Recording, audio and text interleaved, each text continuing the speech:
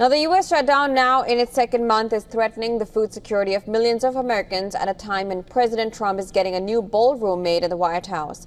The public anger is rising, with questions being raised on the government's priority between aesthetics and Americans going hungry.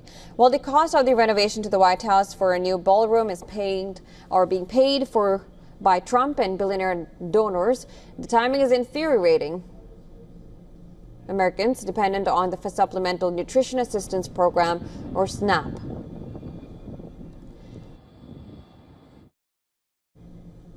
Helps about 1 in 8 or 42 million Americans each month. SNAP is one of the country's largest anti-poverty programs, costing nearly $100 billion a year.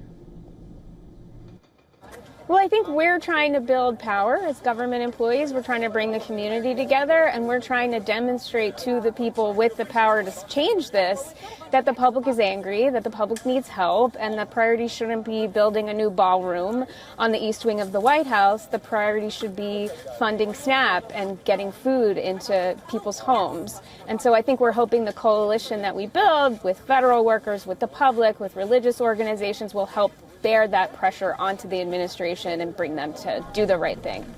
On Friday, a U.S. court ordered the administration to use contingency funding to at least partially keep the food assistance program operational. In response, Trump appeared to offer a last-minute lifeline, saying he does not want Americans to go hungry.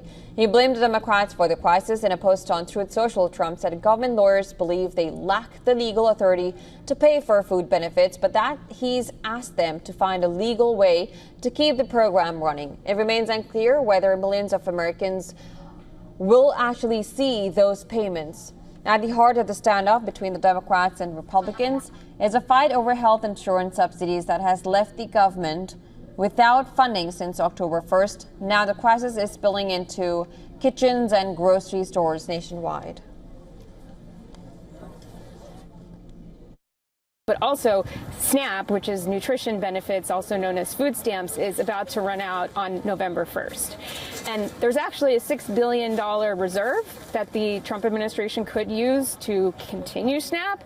And we are doing this rally both to collect food for D.C., Maryland, and Virginia food banks, but also to put pressure on the administration to use that money to keep SNAP going, because 41 million people every month rely on SNAP. Democrats contend the food assistance crisis is actually Trump using the threat of ending food aid as leverage.